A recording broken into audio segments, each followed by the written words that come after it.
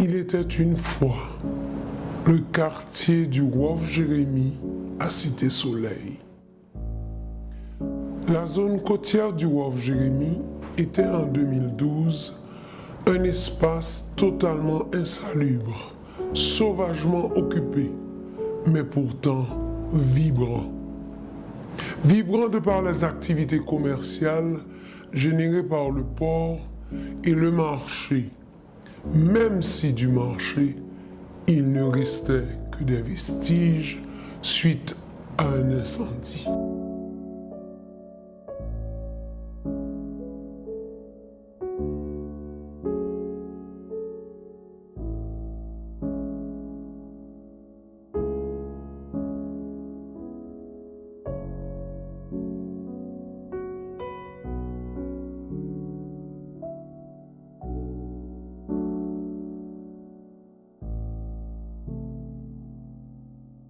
Cette occupation sauvage présentait aussi des espaces résidentiels. Mais dans quelles conditions? Zone de décharge en grande partie, le sol était instable. Matière organique, plastique et toute autre sorte de déchets se sont tassés au fur et à mesure.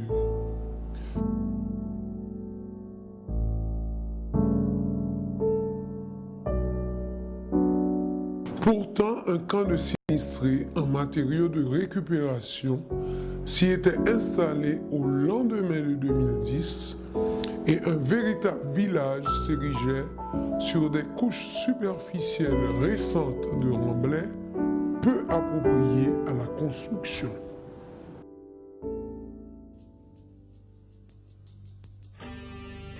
Toute éventuelle opération rationnelle d'aménagement dans cette zone exigeait nécessairement un gros investissement, mais aussi un savoir-faire et une capacité de saisir le potentiel caché de ces lieux. L'idée de projet des infrastructures socio-communautaires du Wharf Jérémie est née de la promesse faite par le président Martelly à la communauté de Cité-Soleil de reconstruire le marché du Wharf Jérémie et de doter la commune d'une école professionnelle.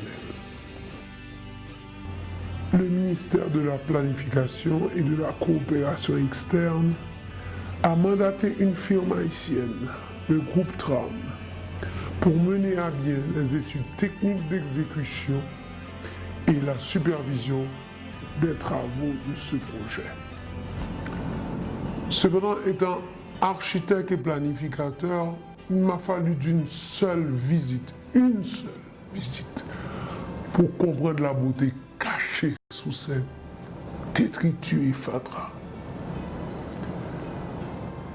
La Sotec, firme de plus de 21 ans d'expérience, firme haïtienne, a été choisie comme firme d'exécution. 7 hectares de terre, 7 hectares de fatras totalement transformés.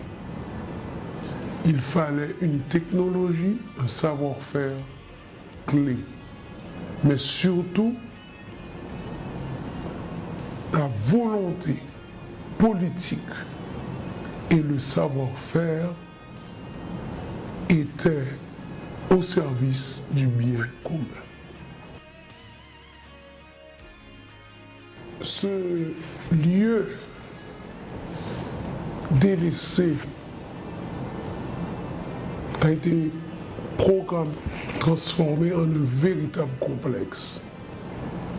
Un complexe d'infrastructures socio-communautaires. Il s'agit non seulement de construire un marché avec des annexes modernes et fonctionnelles, mais aussi un centre de formation professionnelle, technique et professionnelle pouvant accueillir plus de 400 étudiants Mais tout ceci dans un cadre attrayant où la nature reprend ses droits, avec des espaces de loisirs, une plage publique et des espaces verts. Mais la tâche n'a pas été facile. Il a fallu 2 ans et demi pour réaliser ce projet. Les débuts particulièrement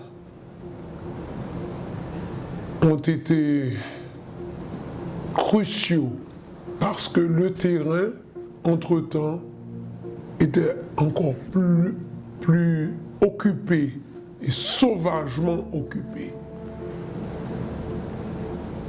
Près de 323 familles ont dû être déplacées.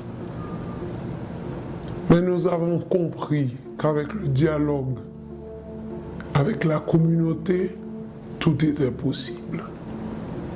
Il a fallu d'abord négocier avec l'autorité portuaire nationale pour récupérer une partie du terrain. Puis, travailler avec les représentants de la mission Saint-Luc, qui avait déjà édifié près d'une vingtaine de petites maisons en bloc. Et ensuite, grâce au programme 16-6, nous avons pu déplacer 298 familles qui vivaient dans les camps de sinistrés. La libération du site a pris plus de 3 mois. Et alors qu'on croyait crier victoire, c'est alors que la population a envahi les lieux. Groupe Tram et Sotek ont été témoins d'une invasion. C'était la rouillée vers le métal. Ce métal si précieux, source de revenus pour les habitants de Woff-Jérémie. En effet, à chaque centimètre carré de terre froissée, un trésor s'y cachait pour eux. Parce que les carcasses de bateaux qui avaient coulé le long des côtes étaient mises en évidence. Mis à part la libération du terrain et la gestion de la population, la plus grande épreuve fut l'imprévu budgétaire. Suite aux résultats de la campagne géotechnique et géophysique, le Laboratoire national des bâtiments et travaux publics a recommandé d'enlever les immondices sur une profondeur de 3 mètres et de fonder les bâtiments sur du remblai de tout venant de rivière, soigneusement compacté en couches successives de 20 cm d'épaisseur. Le volume de déblais a donc triplé, entraînant une montée vertigineuse du coût du projet.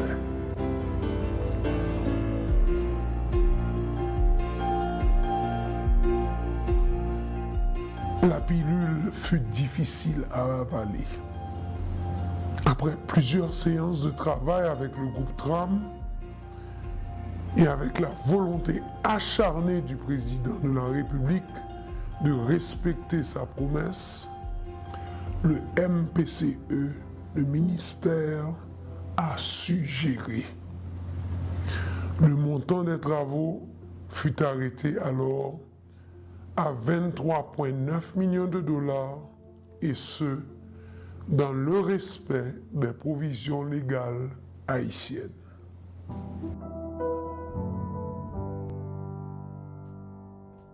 Lorsque l'expertise locale a fait défaut, nous avons fait appel à des étrangers en génie côtier pour assurer la protection de cette nouvelle plateforme. Il a fallu d'abord étudier les risques de l'érosion marine et les risques de tsunami. Et enfin, étudier comment protéger cette plateforme sur plus de 2,50 m de hauteur.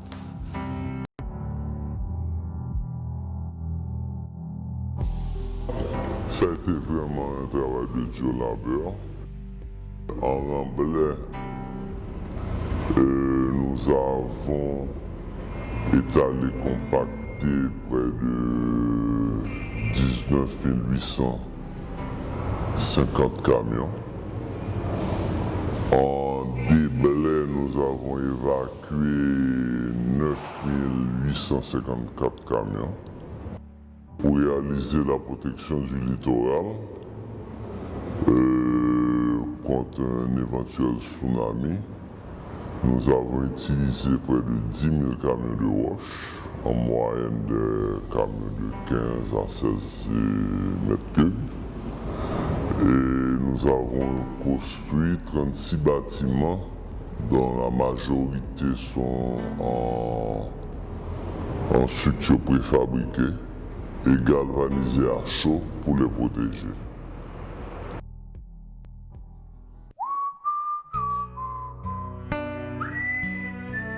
Ce projet, ce geste, ainsi réalisé, constitue le premier vrai pas de la reconstruction durable d'Haïti. C'est l'espoir du renouveau, c'est l'espoir du changement. C'est un exemple, un modèle de volonté de faire et de savoir-faire. C'est belle plage à pied cocoyer, bel paysage à belle couleur.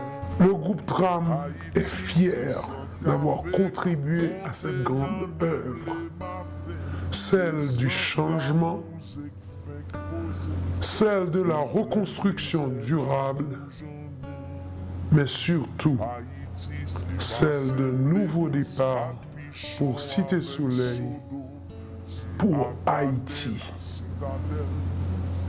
Nous devons être fiers. Nous sommes fiers. Je suis fier. Sabriko, c'est mon la selvic Makaya.